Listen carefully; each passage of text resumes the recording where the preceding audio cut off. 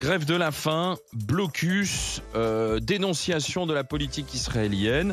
Ça s'étend dans les facs, dans les universités. C'est parti de Sciences Po. Alors, vous soutenez, vous comprenez ou vous condamnez 32-16 pour en discuter. RMC, les grandes gueules. Lille, Saint-Étienne, Lyon, Reims, Menton, entre autres. Voilà les campus de Sciences Po qui prennent position dans le conflit israélo-palestinien. Parole d'étudiants.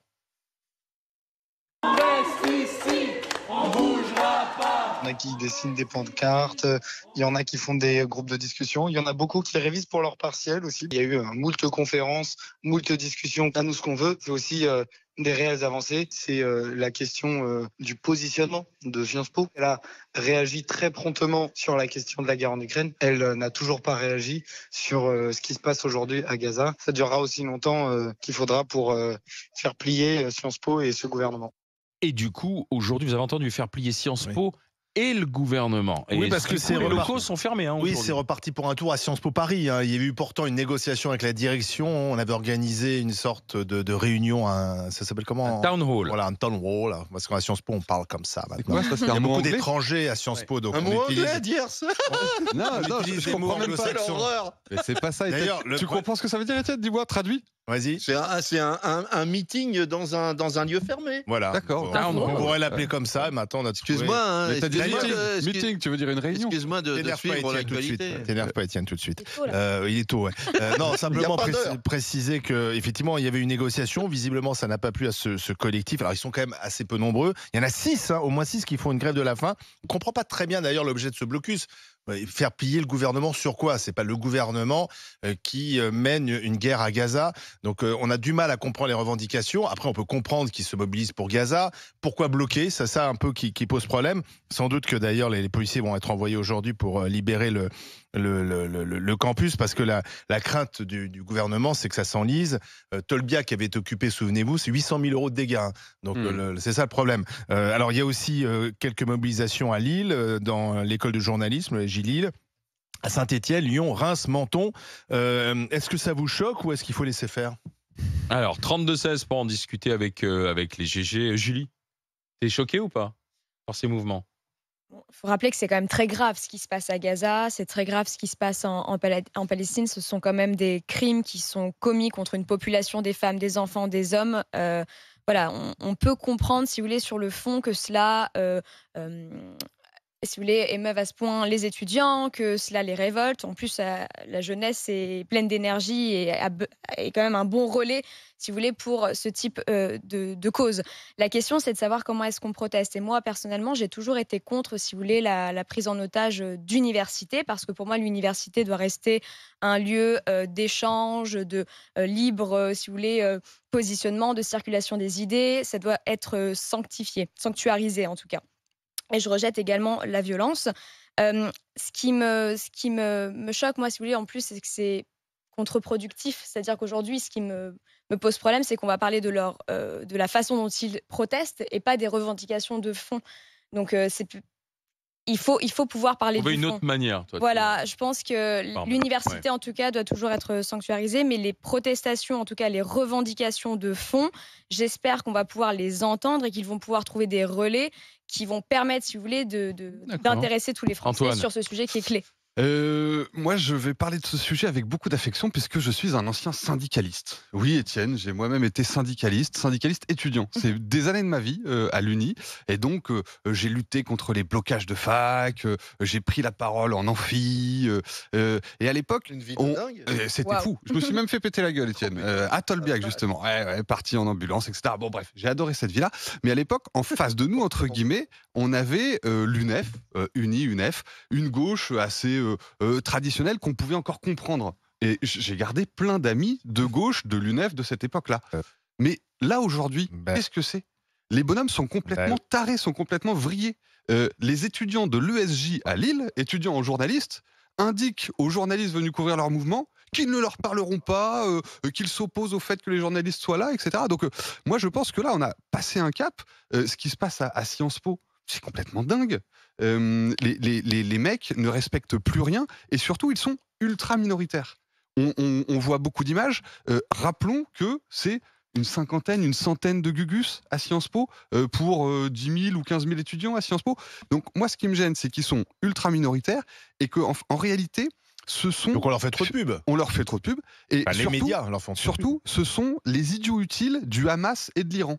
Parce que le Hamas et l'Iran diffusent les images de ces Gugus en disant vous voyez, en France aussi, ils disent qu'Israël agresse la Palestine, ce qui est absolument faux. Oui, l'ayatollah, tu as raison, il faut rappeler que l'ayatollah Khamenei, Le guide qui est le suprême. guide suprême iranien, a tweeté en disant merci de votre soutien. Quoi. Ouais. Et enfin, je dirais une chose, j'invite les jeunes filles à cheveux bleus, les bouffeurs de tofu, tous les bobos qui sont là derrière leur banderole, à venir juste 15 jours avec le Hamas en Palestine. Ben, ils se feront buter, ils défendent précisément tout ce que eux ne sont pas. Et donc vraiment, c'est incompréhensible au plan intellectuel.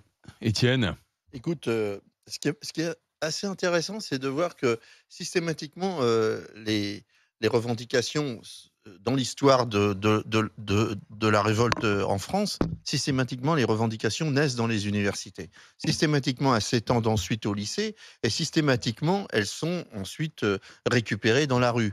C'est-à-dire qu'à chaque fois, on connaît le système et à chaque fois, le gouvernement réagit aussi bêtement. C'est-à-dire que, en fait, dans une démocratie comme la nôtre, qui n'est pas l'Iran, l'idée, c'est que chacun puisse s'exprimer et que cette voix existe au niveau national. Moi, j'ai le sentiment qu'en France, il y a une parole qui est totalement censurée aujourd'hui, qui est une parole de défense de Gaza, qui, à mon avis, est censurée. Ouais, elle est censurée parce que, pour des tas de raisons, mais... Bon, excuse-moi, elle gêne. Non, mais pour moi, elle est censurée. La preuve en est, on parlera peut-être de Guillaume Meurice, ou on parlera, mais je pense que, très sincèrement, cette parole... C'est l'antisémitisme qui est censuré. Mais Chacun son tour, chacun son tour.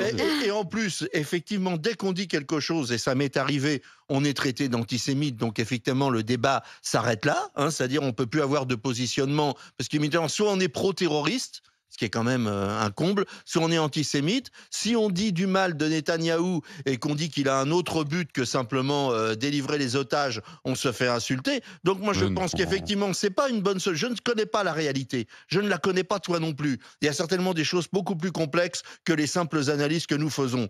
Mais je pense très sincèrement que à partir du moment où on empêche les gens de s'exprimer librement, automatiquement, il y a des choses qui se passent en souterrain. Et automatiquement, ça crée... Ils ont tous le droit de s'exprimer. Ça crée...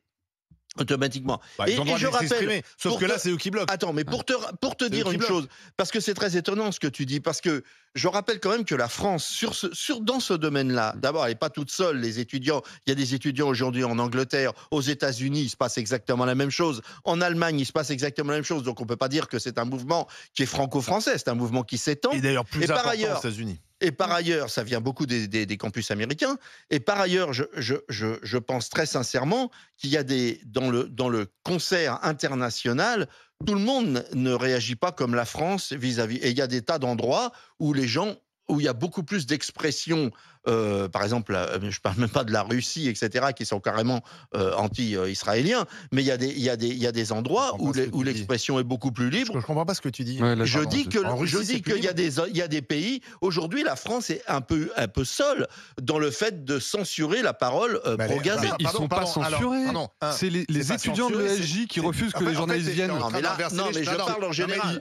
Ils se victimisent et tu sers leur discours. Du blocage de Sciences Po, là, tu inverses ces choses. C'est pas le gouvernement qui a bloqué Sciences Po, c'est les étudiants pro-palestiniens qui bloquent Sciences Po parce qu'ils ont en revendication. Donc on peut pas inverser les choses. C'est pas les gens qui bloquent, qui tuent la parole. Je dis simplement que si il y avait une libre expression, mais il y a une libre expression. Quitte à pouvoir discuter, quitte à pouvoir condamner les gens, mais quitte à pouvoir discuter. Où il n'y a pas de libre expression, pardon. Mais Rima Hassan, qui est devenue, je termine, qui est devenue l'égérie, elle est partout, elle est même candidate à une élection. Elle n'est pas censurée.